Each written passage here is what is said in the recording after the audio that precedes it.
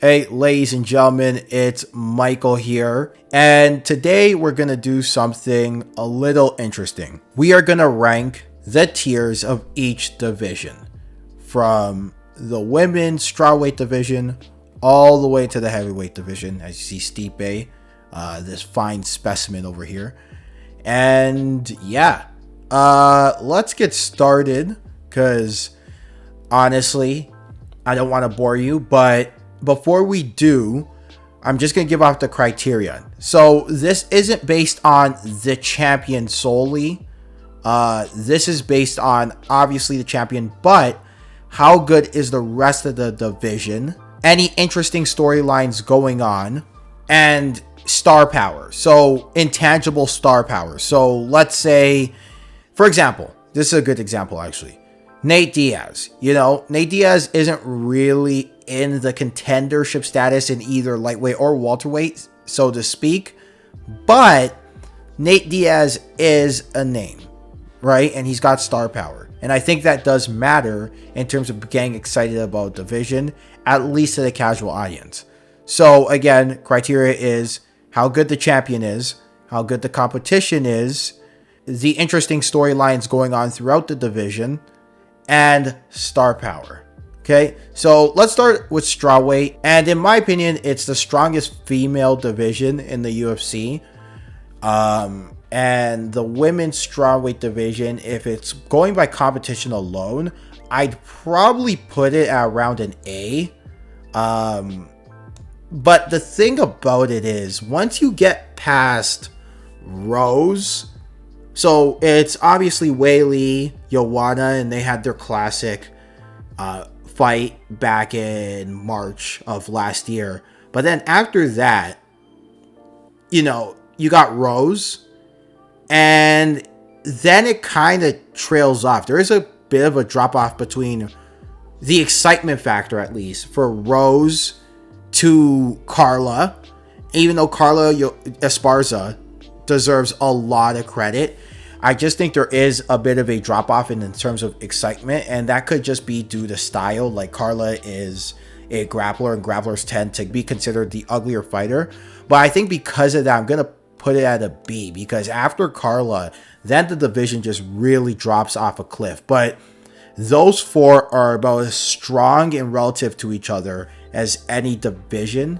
And I think those four, at least three. I think Carla is really good, but I just think that Carla's lost too much at the top. At least she had that one really devastating loss to Joanna, but she's just kind of lost too much at the top for me to say, okay, she's definitely part of that four-headed monster in the division. And that's not really the case, but she is definitely capable, and she's on the outside looking in, and it's a very strong three-headed beast in Weili, Joanna, and Rose. So I'm gonna put it at a B, but if there was a B plus, it would be right there. Let's see, women's flyweight. Stefano really hates this division, and I can see why, because it's Valentina and everybody else. But here's the thing, how much of it is just Valentina's really dominant? Because I remember when women's strawweight had the same issue, right? Joanna was kind of just running roughshod all over a division that wasn't established yet. And I think the fact of the matter is, Valentina is flyweight's Joanna. She's just really strong as a champion. I think if you were to shrink her or enlarge her, actually, you don't even have to enlarge her. She's proven that she can be a capable bantamweight, because she took Amanda Nunes to the limit and, in my opinion, won the second fight between them. So, I think Valentina is just really, really capable and a really, really good fighter. And, because of that, she's really nuking that division. With that being said, there is a huge drop-off in talent between her and the rest of the flyweights, and because of that, I'm gonna put this division at a C. But honestly, if it was like a C minus to a D, I would put it there. I'm not comfortable enough to put it at a D because Valentina is so strong as a champion, and I think she could be a champion in literally any division. Okay. On to women's bantamweight, and again, I think this is another C. Amanda again has nuked the division, and if this was 3 years ago where Holly wasn't declining, Miesha Tate, let's say Miesha Tate was still in the UFC. I know she hasn't been there for a minute, but let's say she was still in the UFC. If let's say the GDR now was, in the division when Ronda Rousey, Holly, Miesha Tate, Kat Zingano in her prime, etc. Like, the division at one point, it's weird because at one point the division had a lot of good names. And then, there's females now who are coming into their own. So let's say those kind of two ends kind of merge together. There's a very realistic possibility it could have been here. But, it just hasn't been able to put itself together since Amanda Nunes has kind of dominated. And so because of that, I'm going to put it here at a C. Featherweight, this is the first F of the day, or F of the tier list. And I don't think I need to tell you why. Honestly, I feel like a lot of times they try to impose and try to make you feel like this is this huge accomplishment of a double champion and defending in both divisions. And to an extent it is, but a lot of times she's facing bantamweights who just didn't want to cut the weight. And I think this division is kind of make-believe. This was supposed to be the cyborg division, and then Amanda beat her, and that's why it's impressive. But unfortunately, it just hasn't been able to recapture the imagination. And part of that is because if you really think about it, there's only 2 women who are true featherweights in the division who have some sort of namesake, to be passable. And then the rest are either women who didn't cut the weight, right? Or, they're no longer in the division or are not very good. So to me, I think this is the first F, to me. On to flyweight. Now, this, if there was a B plus or an A minus, I think this is more of an A minus than a B plus. But I want to put it here. I really do. But the thing is, it just doesn't have that star power for me to say, okay, A. But the competition is really good. Everyone's in relative to each other. Davison Figueiredo, I think, has a lot of star potential in him. He's got 4 classic fights in him. Moreno, Garbrandt is there. Garbrandt at least is going to be there or wants to compete there, and they were planning something for him to be the next title challenger. Alex Perez, I think, is a very good fighter and just didn't get a good showing against Figueiredo. And I think if kind of the fight went on a little more, he could have really showed his stuff there a little bit. So I'm gonna put it at an A. I'm gonna settle for it at being an A. Okay. But this is based on future potential. Like right now, I think it's more suited to be a B, but I think that it can be an A. I think it's got all the tools to be an A. And so I'm going to put it at an A. I'm going to lock it in as an A. I might change my mind as we go along. But yeah, A. This was a little eye order, but on to bantamweight, and this is the thing. I feel like it's in this C plus to B minus range.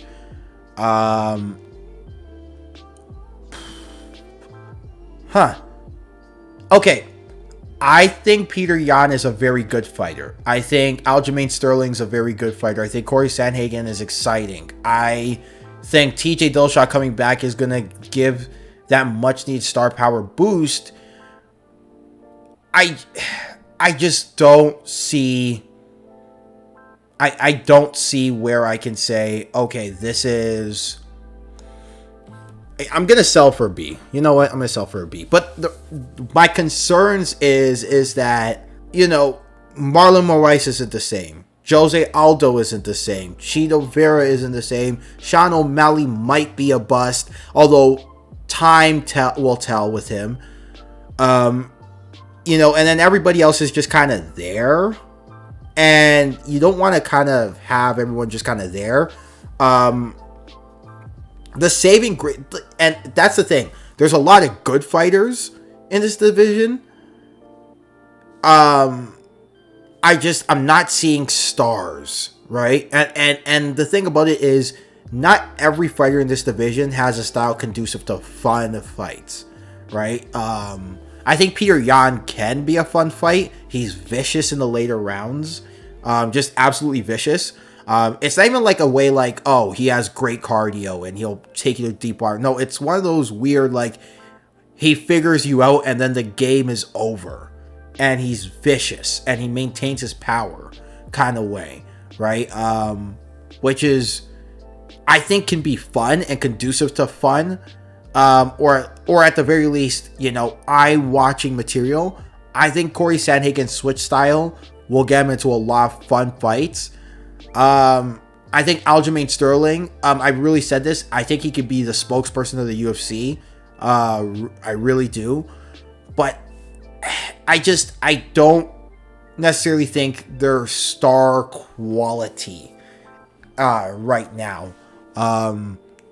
You know, just because you're a spokesperson for the UFC, I think it's like the Chris Paul effect, if anyone watches basketball, where is Chris Paul the biggest star in the league? No, I wouldn't even say he is necessarily in terms of like jersey sales anywhere near the top 20, but he is kind of a great speaker and a great spokesperson for the NBA. And I think Aljamain Sterling can be that, but that doesn't mean he's a star. And so for me, I think it's really important to push it from a B or at least an A- to like a definitive A. But yeah, for me, that's the reason why I really like Flyweight at A, because I think Davidson Figueiredo can recapture the Brazilian market. I think Brandon Moreno can really capture the imagination of the Mexican market. I think Alex Perez also can do that. There's a lot of reasons why to say that future potential-wise, Flyweight's going to be a premier division, or at least thought of as a premier division with star power. I can't really say the same thing for Bantamweight, but we'll see. We'll see. But I like it. I just don't like it enough to put it at A, but I'll change. I might change my mind. Featherweight, this is an A.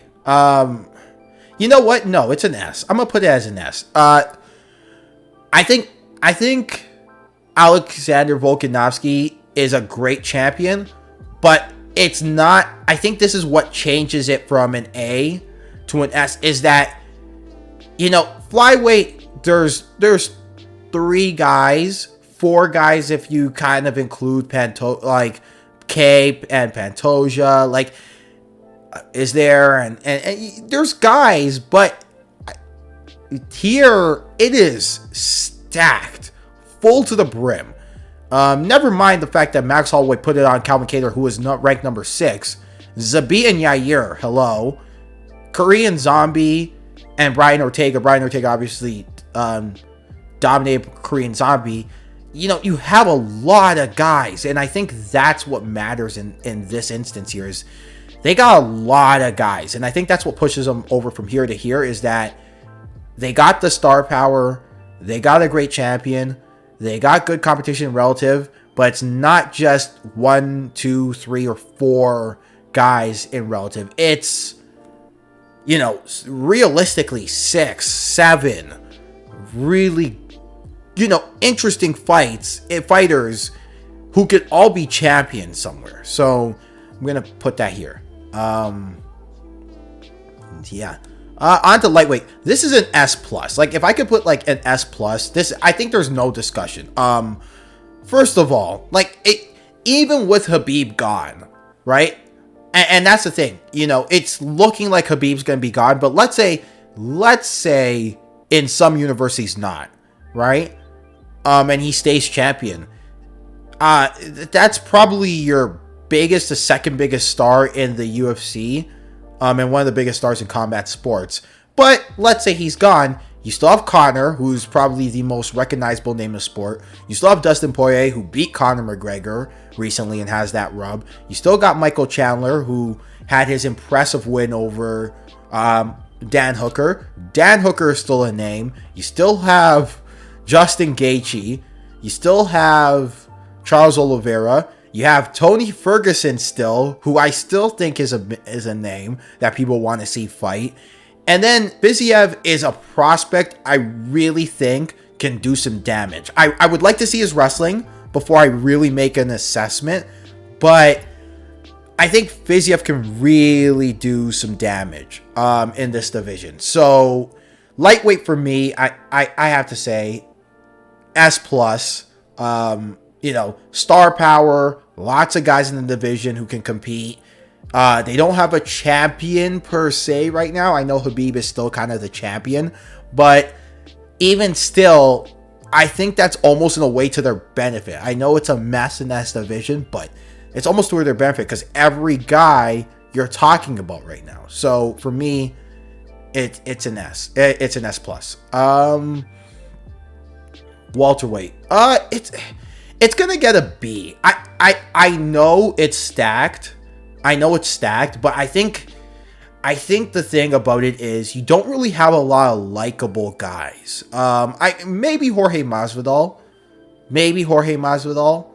I'm gonna put it an A from a competition standpoint because there's a lot of fun fights here, but you don't really have a lot of likable guys. A lot of people don't like Kamaru Usman, which is weird. You'd think African born, proud of his roots, you get a lot of people behind him, but not really.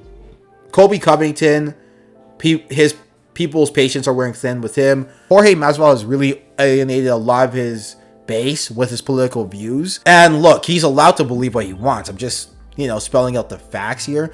And unfortunately, that's just not going to get that casual audience that you want. I think maybe Wonder Boy, but they don't push Wonder Boy enough, in my opinion.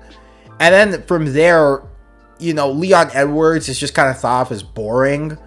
And then, you don't really have anybody else. Oh, Tyron Woodley is thought of as a complainer. I just think the problem with Tyron Woodley is he's unfortunately, when he's trying to explain his points, he unfortunately gets kind of railroaded. What that has to do with the welterweight division and their fighters? Absolutely nothing. But I think what pushes you from here to here to here is having stars. And I think at some point you could have said S, but then, the chips start to fall, guys start to kind of sit on their shot, and I like to think of this as the actor division. There's a lot of guys who acted unlike themselves, right? When they didn't have to. And that includes Kamaru Usman. And because of that, I think a lot of people are their patience is running thin with a lot of these guys. But they'll watch because they're good fighters. And so I think B was a little harsh. I'm going to put it at an A. Middleweight. See, I have half a mind to put it as a D because I wouldn't say Israel Adesanya is holding up the division. I'm going to put it at a C. I'm going to put it at a C. But yeah, I wouldn't say he's holding up the division at all. That's not my point. But what I am saying, though, is because he's the champion, he's kind of cleaned out the division. The really good fighters kind of seem like second fiddle, but they're really, really good fighters. And as a result, they just don't seem as important. And like I said in the criteria, competition relative to the champion, right? Now, I'm not saying that, I still think if Robert Whittaker got a second crack at it, he would do much better than he did the first time. And as much as I trashed Marvin Vettori's chances in a prior video, I don't think he would do necessarily horrible at a second crack at Israel Adesanya, excuse me. But I just think that Israel Adesanya doesn't have anything to prove. He's kind of beaten everybody once. And the guys he hasn't beaten, they've lost to somebody that he has beaten.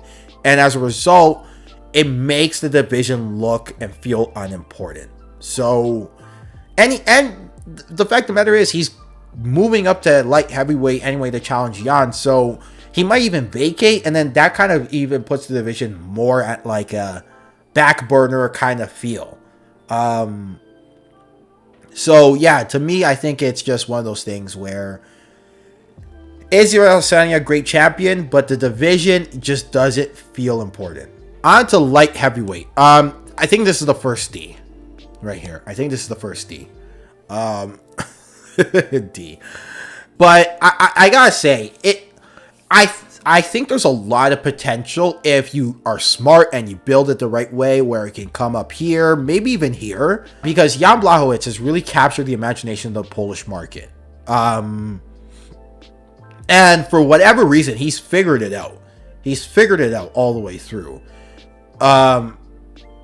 It's just the problem is, the second they did the Israel Adesanya versus Jan Blachowicz fight, it became, can Israel Adesanya do it against this guy and not Jan Blachowicz and the division that's slowly starting to creep up with contenders and good fighters, right? And I think that's kind of the problem, right? Because there are some fighters who are interesting. I wouldn't say in relative to, this division, or, in terms of like the talent level of each division, they're like the greatest, but they're interesting.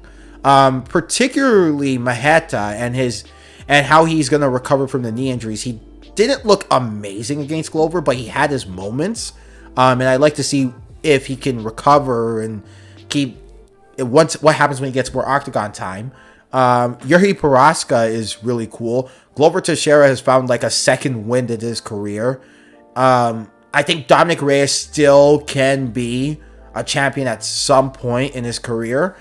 And then you got guys like Johnny Walker who can still figure it out. So, interesting guys. Like I said, interesting guys. Oh, and Alexander Rakic, like one of my favorite fighters in this division because he's explosive.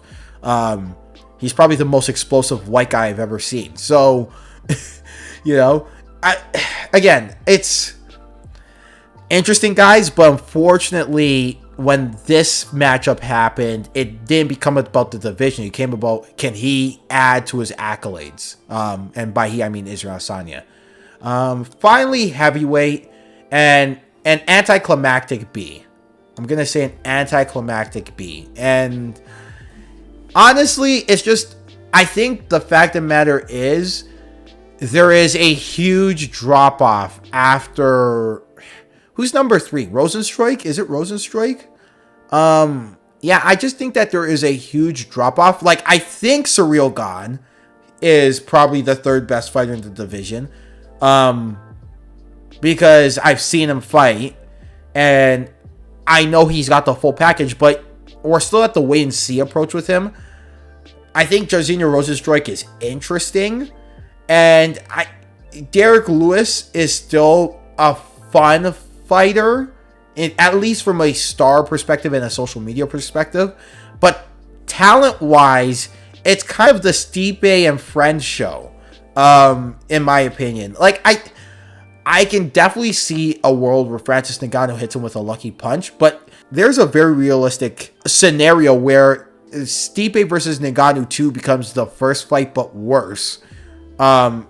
Because we haven't seen not one indication that Francis Ngannou's actually gotten better, which is weird to say. So I feel like there's a huge drop-off between Stipe and everybody else, and then there's a huge drop-off between Francis Ngannou and everybody else. I think Ciryl Gane can beat Stipe if, he works on his game a little bit and tightens up the screws and et cetera, et cetera. Like, I think he can. I'm just not sure. And we're still in kind of the Pandora's fighter with him. So because of that, I have half a mind to kind of drop him down to a C. I kind of have half a mind to drop him down to a C. So, yeah, no, I'm going to keep him at a C. Because I think just, quite frankly, it's just the talent isn't there, but everything else I think is pretty much there. Like, I do think they do have star potential for that, like A to S level star potential. And I do think Stipe Miocic is a very inspiring champion. For whatever reason, he hasn't connected with the casual fan base, which is weird. But yeah, like, I'm going to put him at a C. I'm comfortable with heavyweight at a C. And for the record, like, my mind can change. Like, you know how many times I think I said it's going to be a running meme where I was like, oh, it could be an A to B plus. It could be this to this, right? You know, my mind could change. But, you know, let me know if you agree with the list as currently stands. And let me know if you like this style of video. I'm thinking about doing a Bellator one. Maybe next week, especially with the news that there's a light heavyweight Grand Prix. So, this was fun. Yeah, so until next time, I'm Michael, and remember, everybody, to stay safe.